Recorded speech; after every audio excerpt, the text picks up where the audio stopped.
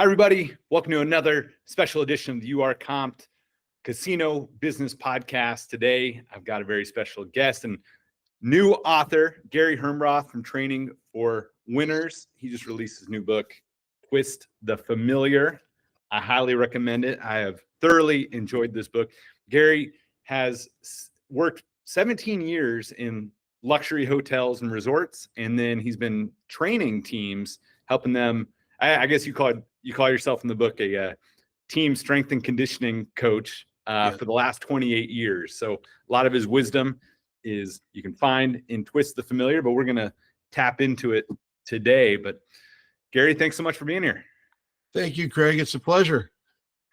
You advocate for viewing sales through the customer's eyes rather than just pitching products, which I think a lot of salespeople fall into that trap of just pitch. And you kind of touch on it about like doing your due diligence, knowing something before you start talking. But how can, let's say, casino marketing teams implement this approach to enhance guest experiences and drive revenue, viewing sales through the customer's eyes? Right. Why do salespeople, like you said, why do so many of them default into being the product knowledge expert? You know, and in this day and time and age that we're in, you have to know your product. You have to know, you have to be able to speak about your details when they're needed. But it's also, Craig, it's kind of flipped in the game a little bit. Now we have to know more about our customer than we ever knew. So we can customize, going back to your question number one. So we have to know about our customer and what kind of, casino customer that they are, rather than knowing all about our products. Because the chance to insert our product details is going to come if we do our job right, correct? But what I don't know, I may not know anything about Craig Shacklett. So I may be pitching the things that I'm familiar with. So that's because I'm comfortable with it, right? I know my product, I know my service, I've been here a long time, but I don't know anything about Craig Shacklett. So am I going to connect with Craig using my product knowledge? I may pitch things at you that you don't even care about. I'm wasting my time. For me, first of all, I tell the salespeople, we learn by listening, not talking. So ask a question and then zip it. And that's really hard for a lot of salespeople to do. They suffer sometimes from the Abbott disease, right? So you'll ask a question of a customer and they'll start to talk and go, yeah, but do you do that? Yeah, but when do you? Yeah, but so get a shot, go to the doctor, say, I've got the Abbott disease, give me a shot. So you learn from listening and you don't learn from talking. And then my other paramount thing is whiff them. That's the radio station that we all play in our head all the time. WIIFM. What's in it for me? What's in it for me? That makes people do things. It makes people sell. It makes people want to buy. It makes people want to get up in the morning and get dressed and brush their teeth. Whiff them. It's all about the whiff them. And so if the casino folks can tie into a customer's whiff them, because they're not, customers are not a homogenous group, are they, Craig? No. You may have people that have, and I know you do a very good job in your company of watching trends, and you've got, statistical regression analysis about how people spend and how they do this and how they do that and what are their habits and all that. Even given that, though, if you stood two of those people next to each other, would you have identical twins? No, of course. Everybody's got a different reason. It's like, why do people want to make money? I could ask that question all day long. I'm probably going to get a couple people in the room to agree, but most of them are going to say for different reasons, right? So you have to tie into that. So it's not so much, yes, you have to know your product. You have to know your service. I'm not saying go out and be a dummy. I'll share one little story with your listeners here about, why it's important to see the sale through the customer's eyes. There was a dog food company many years ago. Do you have a dog, Craig? We do. We got a Bernie doodle, a little Bernie doodle.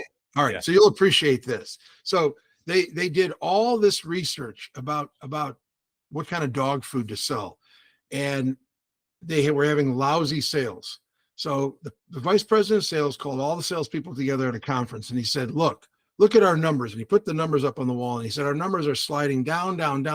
We've lost market share. We're not connecting with our customers. Stores don't want to buy our stuff. We brought in a team of 20 scientists who did all this data and all this research and all these studies, and they put their scientific hats on as a group, and they came up with this dog formula, this dog food that hit all the boxes, checked all the boxes of what, what's going on. I'm pulling my hair out. Do I have a bunch of dumb salespeople in front of me? I mean, we spent money on these experts. What's going on? One brave soul in the back of the room, one brave salesperson who was willing to risk his job. He meekly put his hand up in the back of the room. And the vice president says, "Yeah, you in the yellow shirt. What do you got to say about this?" He says, "Well, sir, that's all fine and well as you explained it, but the problem is the dogs won't eat the damn stuff." So, they forgot about everything. They invested in experts, they invested in marketing, they did analysis, but they didn't make anything that the dogs themselves would eat. So salespeople, dial that in. The dogs gotta want to eat your stuff, right? So that's the whole customer through the eyes of the customer kind of thing.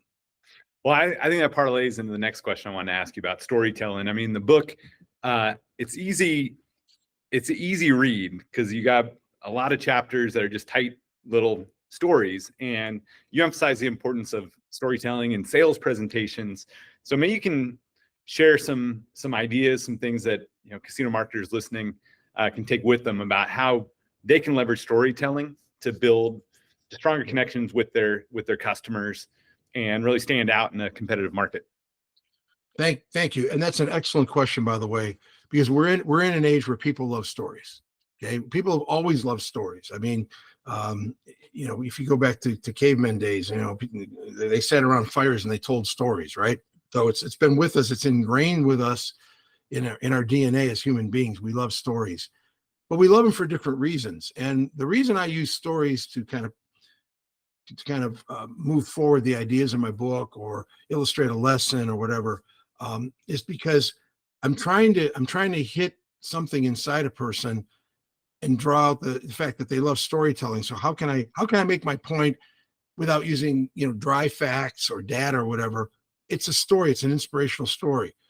People don't go to movies for the same. They don't watch movies or stream movies or go to movies for the same reason. Sometimes we want to be entertained, right? We want a story to entertain us because we've had a rough week. We just want to have some fun. We don't want to do any thinking. We want to sit on the couch and just entertain me. Take me away to someplace I'm not, right? Other times we want to learn something. Oh, I don't know anything about this chapter in history. I want to watch this movie. Maybe I'm going to learn something, and maybe there's another one where you want to get inspired and motivated to do something with yourself. So you're going to watch an inspirational story, maybe some athlete who I just saw one last week where the fella, had to overcome weight issues and trouble like that. And boy, it was really inspiring. So it inspires you to do things. So we all watch stories or listen to stories, but for different reasons. So your folks, the casino marketing people, it's the same thing. People love stories, and it's got to be stories they can relate to, and they project themselves. Here's why stories work, Craig, because people project themselves in the story in some way. They either think they are the person in the story, like, oh yeah, that's me, I can do that, or they want to be that person in the story. And there's a third one, or they don't want to be the person in the story and have what happened to them happen to them, right? So we project ourselves in the story, and it makes it, if you whether you tug at heartstrings or you appeal. And again, your questions are excellent today because they all tie into one another. If I have customized, if I see the sale through the customer's eyes, then I know my customer a little bit. And I'm probably going to have stories in my arsenal that I can pull out because I know it's going to connect with that customer. If I've done my job as a salesperson and I know why they are a casino marketing guest, if I know why they're our customer, then I should have an arsenal of stories that I can tell.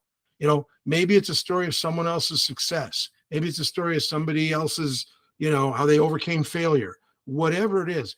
I don't care if you're selling casinos or combs and brushes or shoes or mufflers.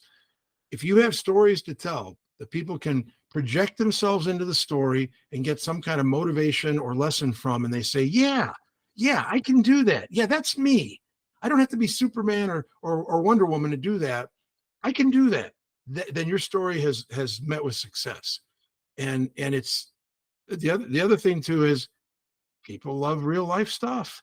You know, I mean, that's just a simple human thing, and it gives them confidence too to say the magic word that all salespeople want to hear. And I'm sure your folks are no different. They want to hear the yes. What's the S? The yes. Oh, the yes. I said S, like, No, yeah, the yes. Y-E-S in air quotes. They want to hear the yes, right? Mm-hmm. Right? I'm going to stay doing business with you versus doing business with someone else. I'm going to buy hamburgers from you, not someone else's hamburgers, whatever it is. And so these are all related. Your questions are beautifully crafted here because they're all continual in terms of making this, the marketing people and the salespeople to really have a full ball game and not just walk around with an attaché case of features and no benefits tied to them. Well, it got me thinking when you talk about storytelling, and if we're talking about marketing to customers themselves, casino players, it could be you've got different stories for different types of players. Where maybe for table games players, somebody likes blackjack or craps, you tell the story of a craps player that came and had a hot run, and then he went and enjoyed your steakhouse, and then had a relaxing evening, enjoying the suite that you put him up in. And on the slot side, it could be figuring out, there's a lot of people that like a particular game like Lightning Link or something, and somebody hit a jackpot there, and we tell this story, and then they go on. So I think that's a great point about the figuring out maybe these different avatars, if you will, or like different people that are in your audience, because any casino resort has a lot of different type of players. Like you said, they're not all going to be the same, but if you can figure out the different types of stories that resonate with each of your different type of customer, and then either train your host team to be able to tell those stories for different types of customers, or create content that kind of they can imagine themselves as that person. I think that'd be a pretty powerful tool. Well, it would be. And I'd like to give your listeners a little slice of homework here. Just walk in the front door as if you were a customer. Walk in the front door of their respective casino and just stand there for 5 minutes. Don't say anything. Don't talk to anybody. Just stand there and look at the people in the casino, what they're doing. And let it hit you. And this is what I would do. Let it hit you that all these people in front of them, whether they're on the table games, whether they're on the slots, whether they're in the sports book, and ask yourself, what are all these people doing here? And I would venture they are not all there for the same reason. And you can't put a group of people like that in one barrel, a homogeneous barrel, and say, oh, we've got this figured out. Yeah, we know why people come to our casino. I would say to that person, balderdash, you know why some people come to your casino, but do you know why other people come to your casino, right? So you stand there and you look at these people, and you've got the noise level and the music and the lights, and it's all wonderful and it all looks terrific. But you have to know, and maybe you zero in after you've done that for 5 minutes, because I think you have to go in here with a fresh pair of eyes. Because sometimes one of the fall downs, Craig, of people who've been in sales and marketing for a long time, they think they have all the answers. And sometimes you have to dial back and become a foot soldier and go in and actually see things as your customers see them, right? So don't get all so high and mighty with your knowledge and go, oh yeah, I've been at this for a long time. Nothing. I learn from every audience I'm in front of. Every single audience I've ever talked to in my life, someone somewhere has taught me something. Either I've seen something, or I go, oh, that's new, or that's creative, or that's different, or whatever. I am not the ego speaker who thinks I'm the only one in the room that has any brain. When you're standing there in the casino, look around a slot table. Let's just take a craps table. 10, 15 people around a craps table. If you're lucky, good. Yeah, nice and busy. Dice are moving. Yeah. The click of the chips, everything's doing great. Okay, so you got 10 or 12. I wish you could, and this might be a little weird, but in your mind you can do this. If you could go around and ask those 10 to 15 people what they're doing there, why they're at that table, and what do they hope to accomplish by the end of the night, you're probably going to get out of those 10 and 15 people how many different answers.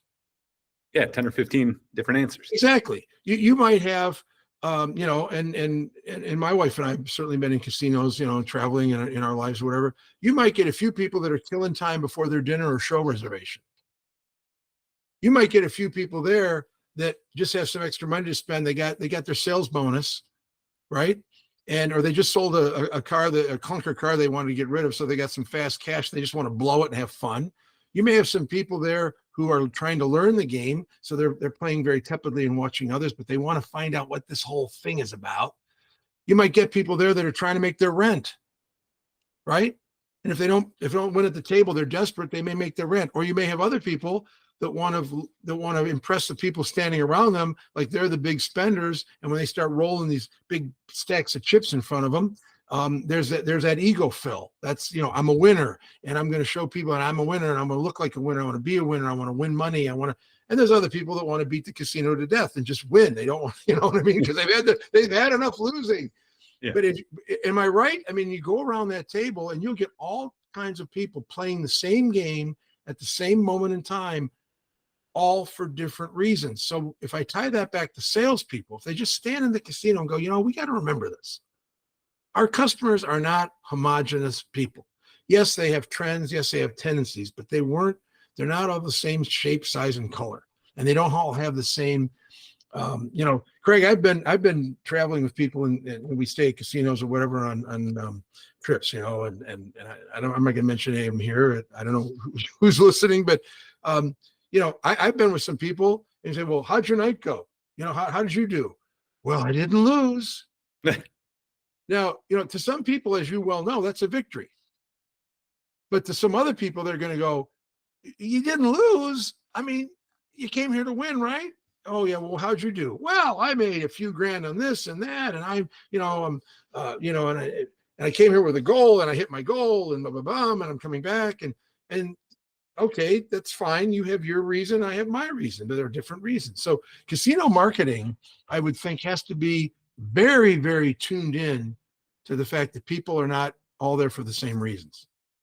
Yeah, that's a great point. I know just in our experience, just observing two different types of slot players. There's many different types, but I've been on cruises before with groups of URComped customers, and I've seen some that it's, they're high stress entrepreneurs. They make a lot of money, and they just like to get in front of a slot machine and zone out. It's like almost a meditation for them that, they're not paying attention to the wins and losses. They're just cranking money, and they're like, all right, I'm at peace.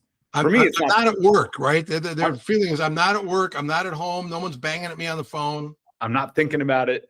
And yeah, it's their one place where they can get away and just focus on something besides work and the stress. And then others, it's just a diversion. They love seeing the bright lights and they just enjoy it. It's a treat for them. And there's several other different avatars. But I guess to summarize, I mean, it's important to know the motivations of all your different types of customers. So then you could tell stories that will resonate with each one and get them to come to you instead of the casino that's trying to treat everybody as just one homogenous blob. That's like, hey, here's our message, take it or leave it.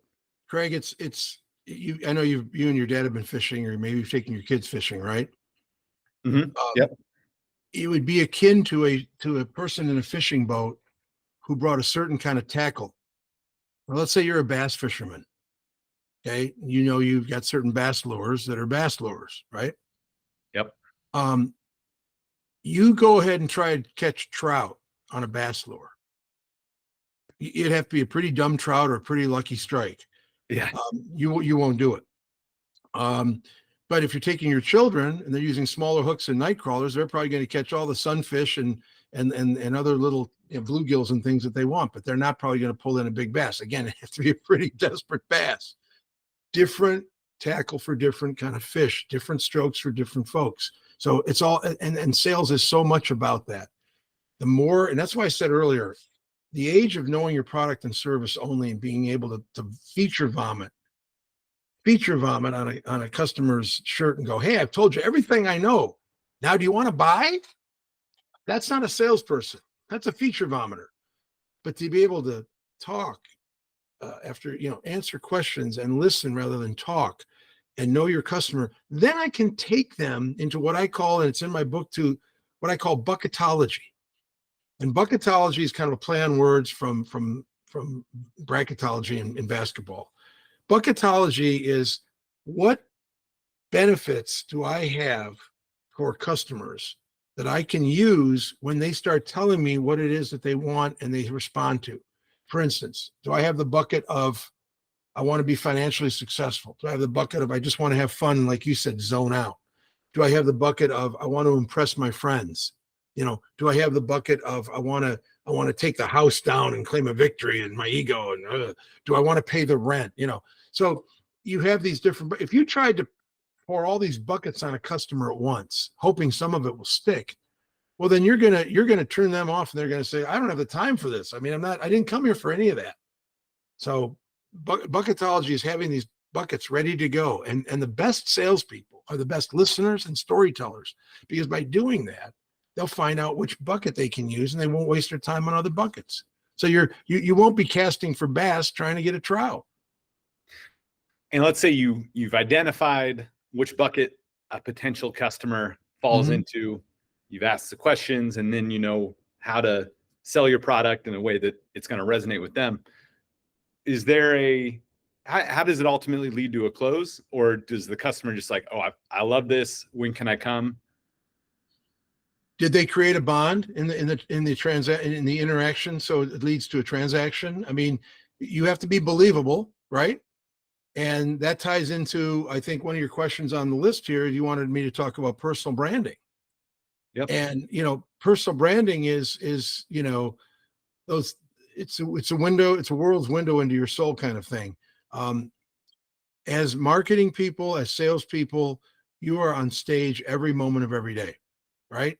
So without giving you an entire branding seminar here, it's how you look, it's how you act, it's how you speak, it's how you listen, it's how you. It can be your physicalness. It can be how you walk. Or you do walk with confidence. How strong or how good is your handshake?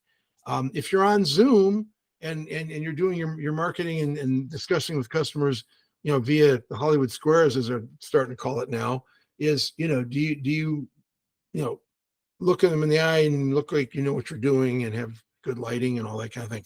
It's about the stories you tell. It's about the references that you make. It all goes into your personal brand.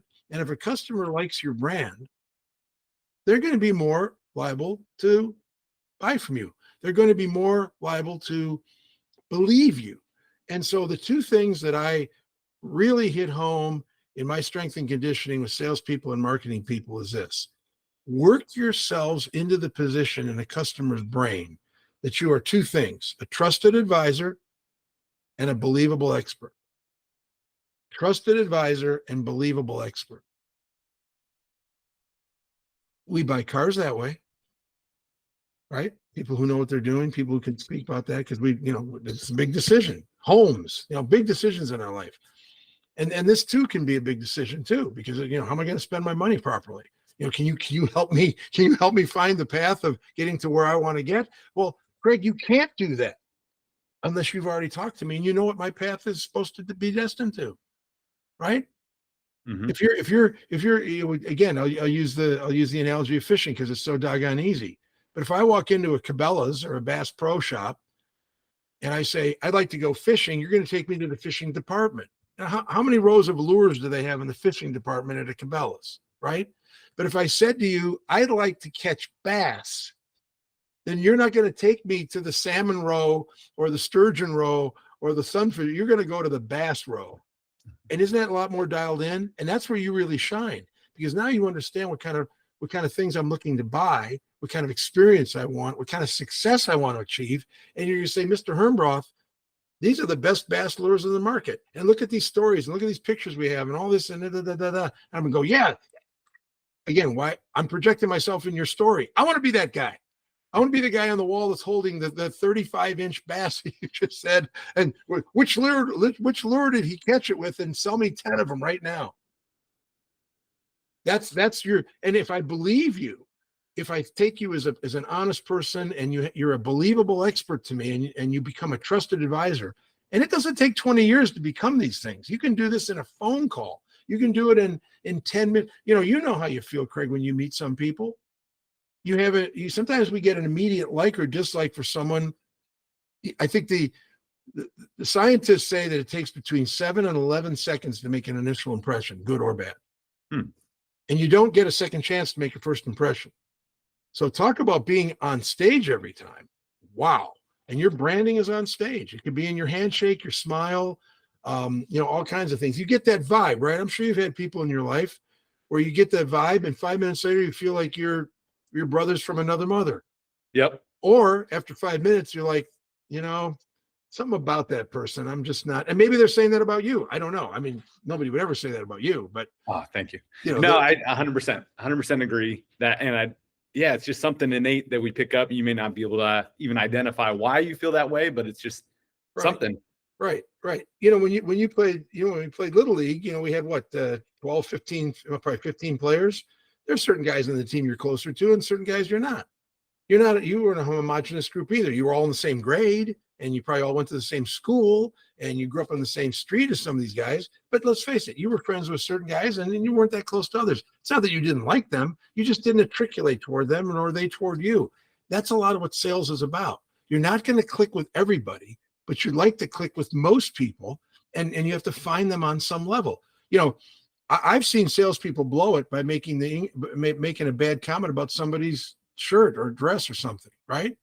Or you can make a connection that way, right? I mean, I'm a sports fan, you're a sports fan. You can point to somebody's shirt and go, "Oh, I see you're a fan of blah blah blah blah."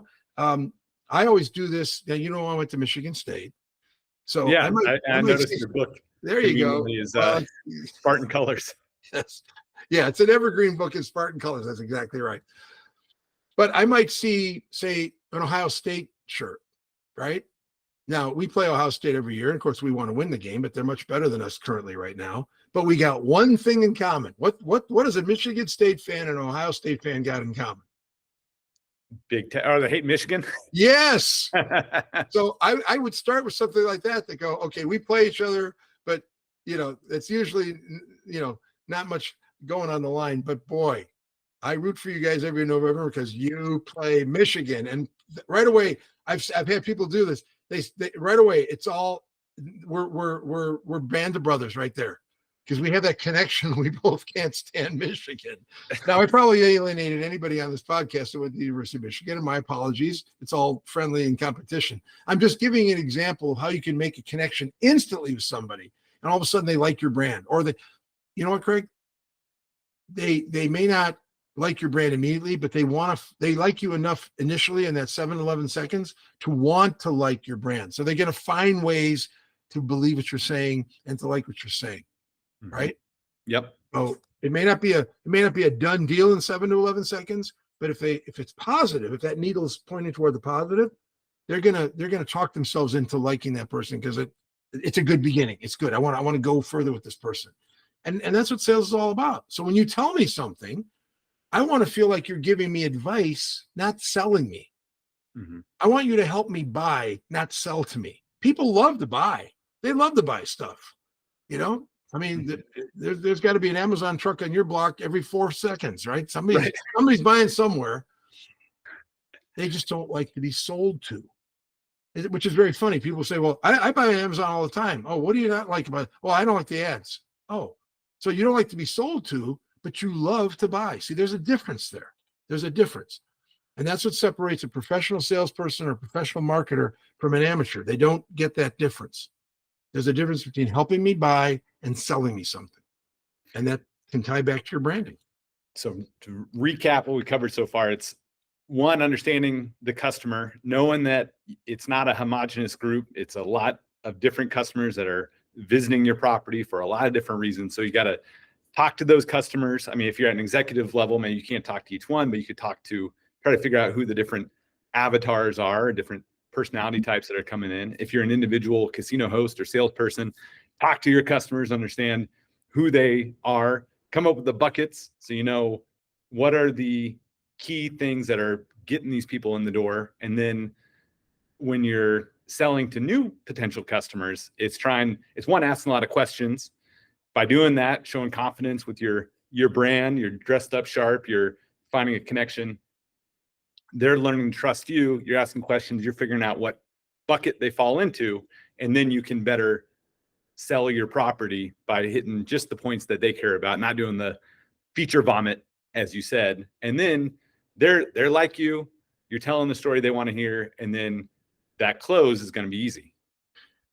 I wish everyone had your retention skills, Craig, and your ability to articulate them as well as you just did, because that's exactly right. You have just painted a picture of 98% of an excellent salesperson. And the only reason we got 2% is the questions we haven't talked about. But you've just recapped beautifully what would be a stellar marketing or salesperson who really gets it, who sees every customer walking into their world as a different opportunity to speak to something. Now, does that mean you can't use the same story twice with two different people? No, absolutely not, because you're going to get people that are alike.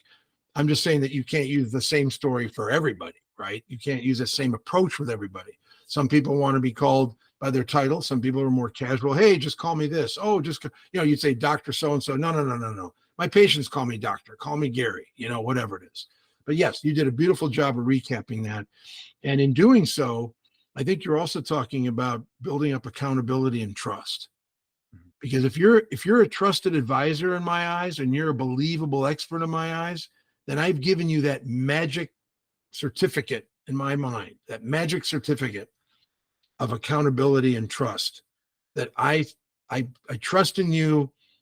There may be things down the road I'm going to need your help on, right? We all want to think that everything is sunshine and rainbows all the time. But once in a while, things might go off the rails, get a little bit wonky, or whatever you want to call them. Are you going to be there for me?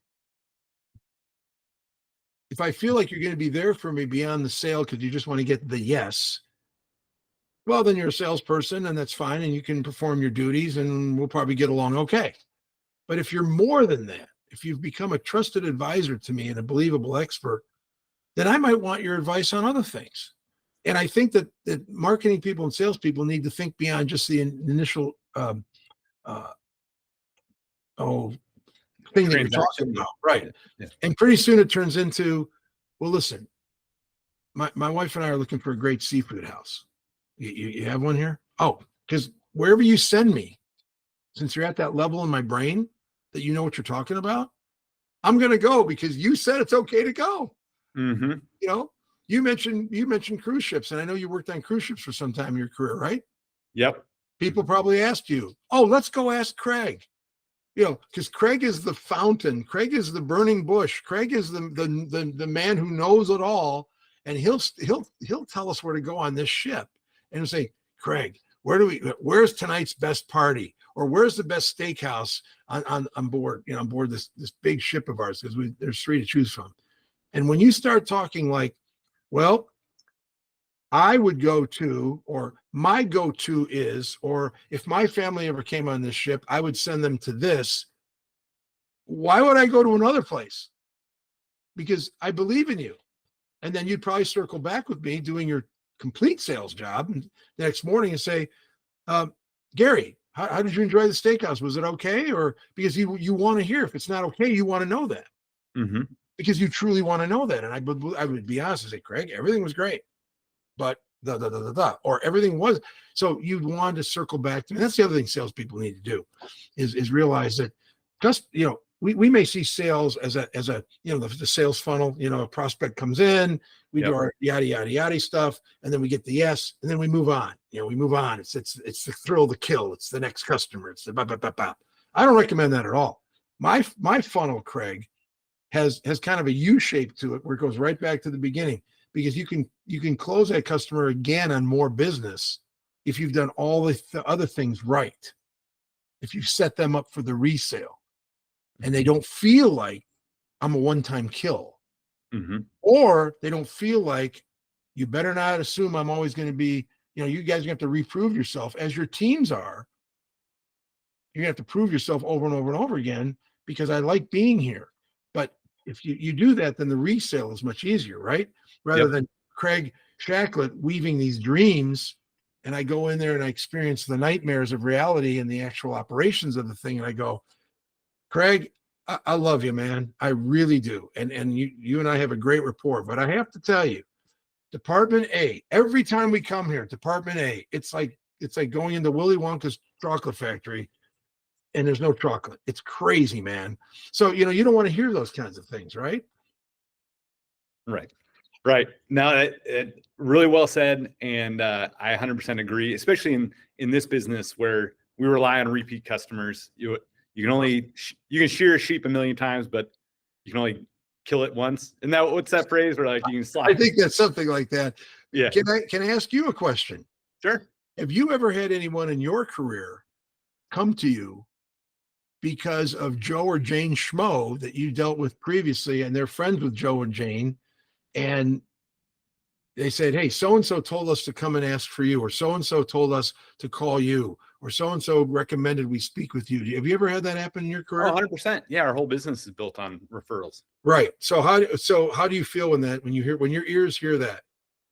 I feel great. I feel like, hey, I did something right. Yes, it's a good feeling to exactly. get that. Yeah. Exactly. Because somebody else took all the things we've been talking about.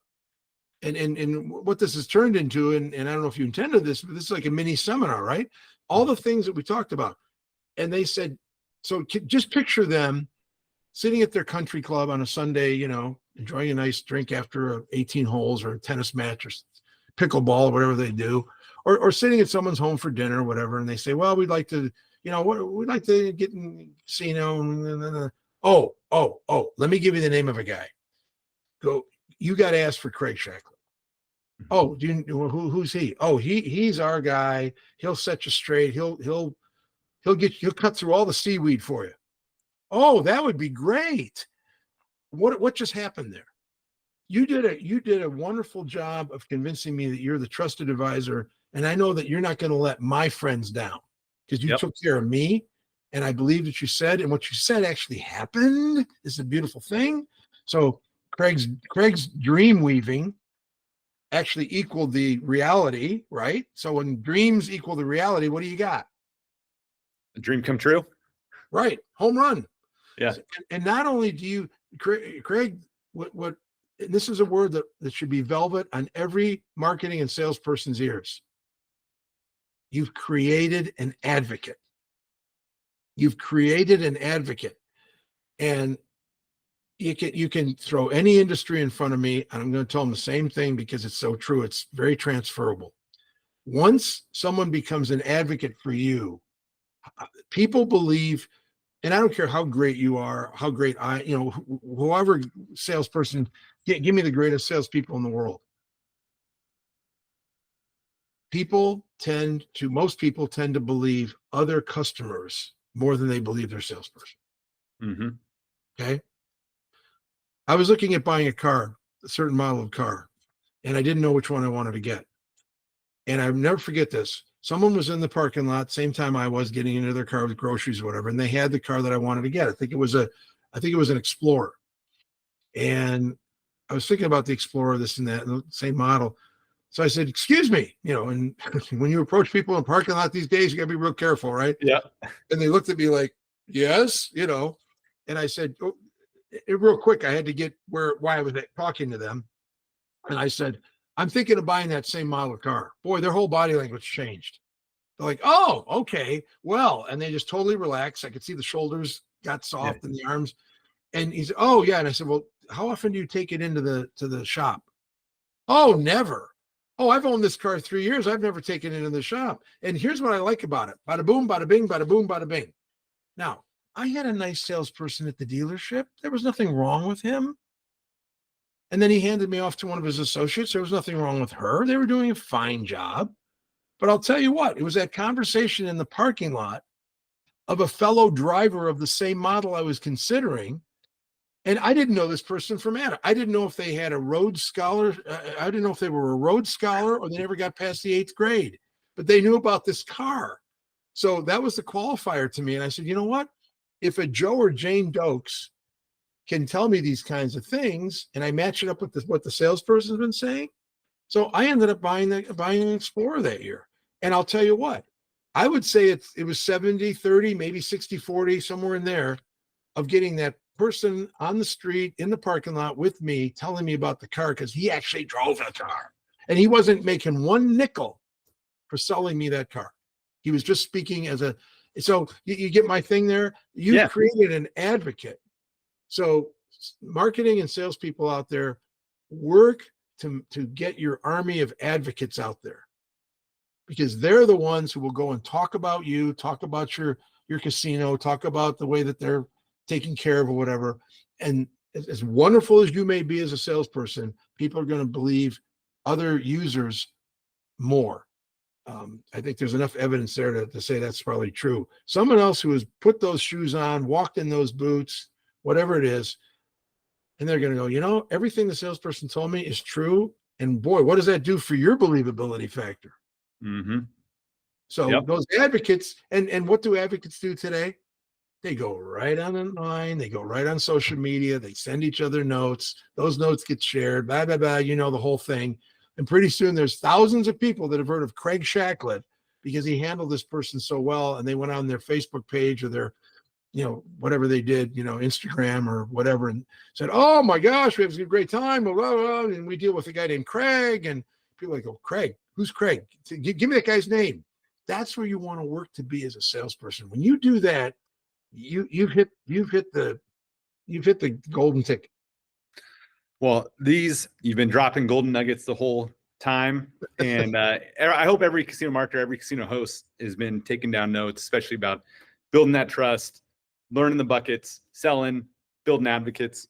Twist the Familiar is the book. And we got to do another interview because I know you got some amazing tips for leadership teams and how to get top performance out of those teams. So we got to do this again. Twist the Familiar. This has been Gary Hernbroth. You can get the book on. Tell it where should people go to get the book? Sure, everything. I'm not set up yet to get it through my website. However, people can contact me at gary@trainingforwinners.com by an email. But the likely subjects here, Craig, it's Amazon, it's Barnes and Noble, and it's in a million other places where books are available. If the physical copy isn't in the store, they're a computer screen away. You can order it right there on the spot, and they'll ship it to you in a couple of days. So it's wherever books are available. You can certainly order that, and then you got the Amazon and Barnes and Noble thing going. So, well, Gary, hey, this has been a ton of fun. I really appreciate it. Thank you. I'm not Me giving too. credit. We got to do it again. Yeah, this was leadership lessons. Yeah, I hope that I was able to help your readers. It was a lot of fun, and I'll leave them with one little teaser. Marketing and sales does not end when the customer says yes. It begins when the customer says yes, because then your product and your service or whatever it is you're selling, your casino, they're on the spotlight, they're on the hot seat to perform to the degree that you told people about it. So don't drop customers just because you've heard the yes. Stay with them. If they know that you've got their back, your sales people always say, well, Gary, what's the magic sauce in selling? There's no one magic sauce, but I know one of them is the reselling is a lot easier when you've been able to support people, you got their back and all that. So remember, the sale begins when the customer says yes, not ends. Gary Hernbroth, Training for Winners and Twist the Familiar. Get it where all fine books are sold, especially Amazon, Barnes and Noble. All right. Thank you so much. We got to do this again soon. Thank you, Craig. You did a great job too. I appreciate the opportunity.